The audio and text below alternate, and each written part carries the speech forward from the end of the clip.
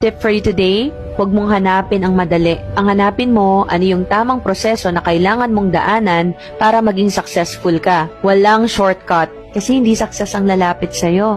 If you want it, you have to work for it. Ang tagumpay ay nakakamit sa pamamagitan ng dedikasyon, pagsusumikap at pagtsatsaga. It may not be an easy journey, pero tandaan mo, lahat ng pagsusumikap mo at pagsasakripisyo mo ngayon ay worth it lahat sa dulo. Huwag kang sumuko dahil makakamit mo rin yung mga pangarap mo.